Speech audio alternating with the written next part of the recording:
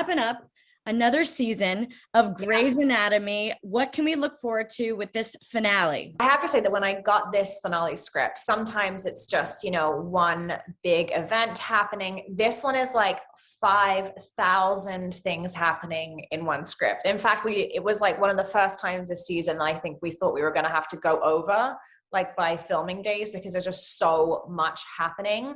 There's so much happening with every single character. So, I know it's like cheesy to say that it's like a roller coaster because that's good, but it's literally like a roller coaster. Lots of things happen in the finale. Some of the things happening are Meredith takes on a new role in the hospital. We're going to see that happen. There is maybe a wedding happening that episode. Lots of twists and turns. Joe makes 2 really big life decisions. And there's a lot of relationship drama, movement, shifts happening in our finale. Fans are going wild with speculation over the episode description, which reads that your character Joe makes a life-changing decision. What is the craziest theory that you've heard so far? Have you been hearing some theories, or? I mean, I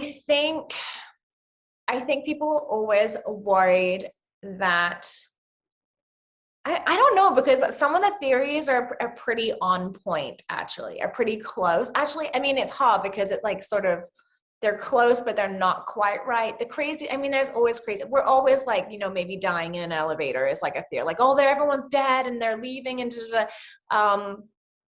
she's sticking around. I can say that in case anyone's worried.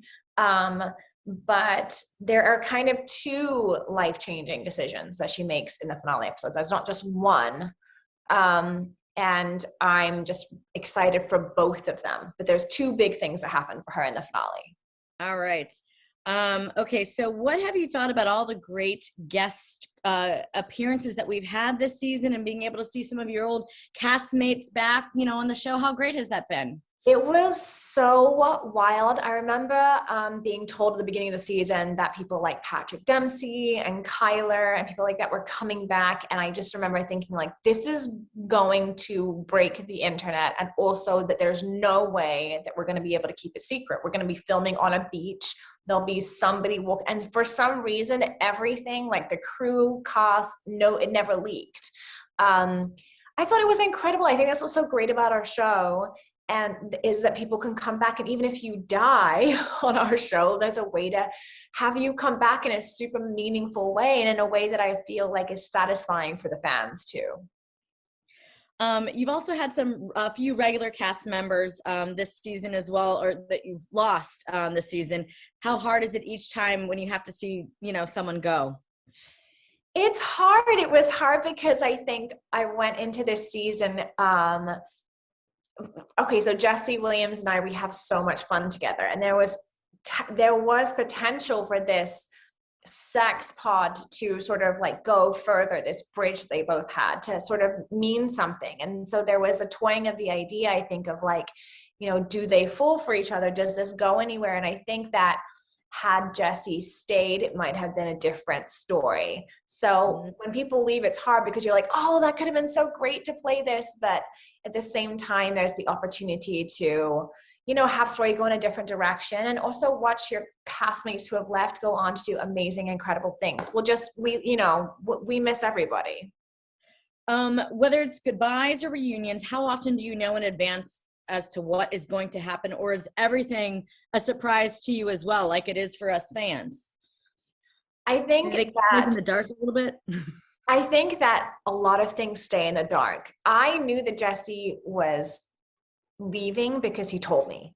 But other than that, I did not, and because I was working with him, and what's different about this season is that we were kind of put in little pods, so that because of COVID, so we would just kind of be working with very similar people all season. So for example, I never worked with Giacomo. We never ran into each other. We didn't get to chat or discuss anything. So I didn't know what was going to happen with DeLuca until I read the script. And then even then, our script was a fake script, and he didn't die in the end until the next script. So it was very confusing. So we've had fake scripts this season. We don't know. I didn't know about Karasik leaving. So we get surprised too. I think I know everything. And then I'm like, wait. And I'm like rereading and texting people, what's going on? So it's a wild ride for us on our side too. You know, with everything being so unpredictable, what was your reaction to hearing the show was coming back for an 18th season? I was waiting to hear that for a long time. I was sat like this, like, really? We still don't know? I mean, I had ended filming and I still didn't know. I was like, should I pack up my trailer? Like, what's happening here? It's incredible. I just feel like I'm so glad that we didn't end our season with a COVID season, because, you know, it was an honor to get to work and tell the story, but I would like to see them all back at Joe's bar getting drunk and a little more scandal happening next season. And so I'm happy that we have the opportunity to get to do it. And that's obviously also because of our fans who are incredible and continue to watch every season. And they're the reason that we're back. Awesome. Yeah. I mean, the longevity of the show is incredible. I mean, I watched this all through college, and that was a million years ago. It was just, me too. It's awesome. Yeah. Yeah. Cool. That's really cool to be a part of. Yeah. So Prince Harry recently went through an EMDR therapy session on camera on his Apple TV Plus documentary. Yes. And Joe, your character, Yes. did this kind of therapy on Grey's Anatomy. What do you remember from shooting that episode, or anything come to mind?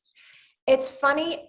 Yes, I did not know about EMDR until that episode and doing it with Joe. And so it was interesting because she learns to do it in a therapy session. I've seen the pictures of him like tapping, and she, part of the therapy is speaking about your traumatic experiences as you're tapping. And it kind of, I don't know how it works, but it works. It helps. I remember with Joe, she was holding the two handles that sort of had like a buzzing sensation on it. And I just remember thinking it was almost like I was in therapy, because I was learning it at the same time with her. And she's kind of like, does this work? How does this work? And I was wondering, how does this work?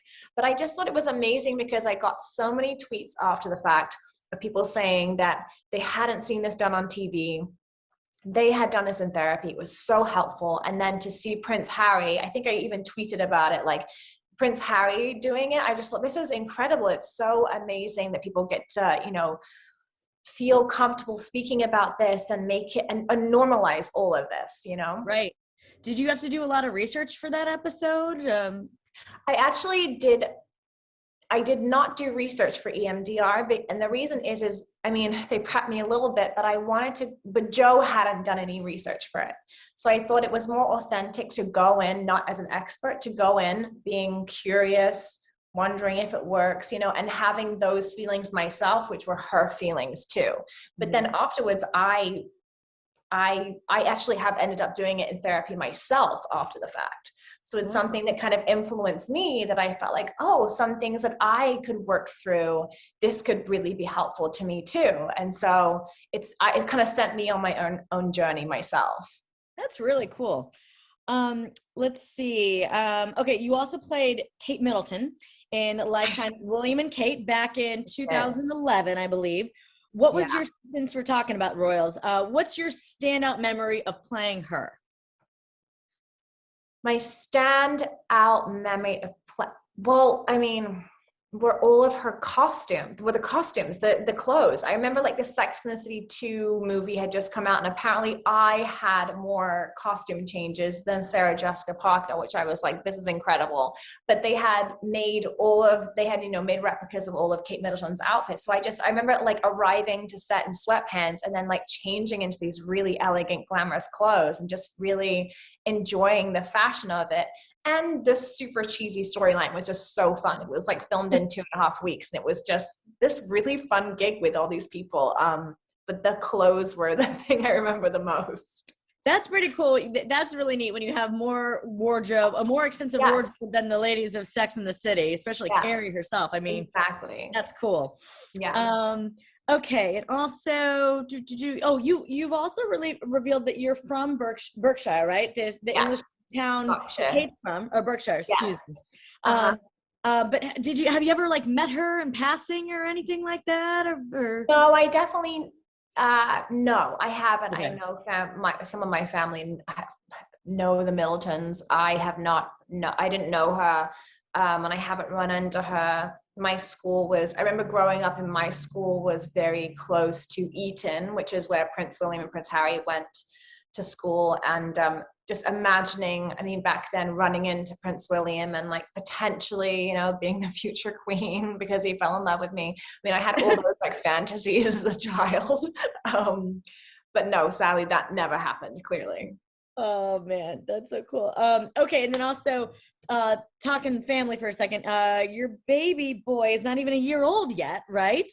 He's 9 months old. Yes. 9 months old. Congrats. What's it like being a mama of two? That's got to be so wonderful. I never sleep. No, it's incredible. It's so great. It's so nice because I feel like I actually feel complete. Like I feel it's like cheesy to say, but I kind of feel complete with both of them. And now I'm seeing, it's weird because, you know, you have one kid and they have such a big personality, and then the other kid's so different already at 9 months. He's so different to her. So it's fun learning about this new little person in your world.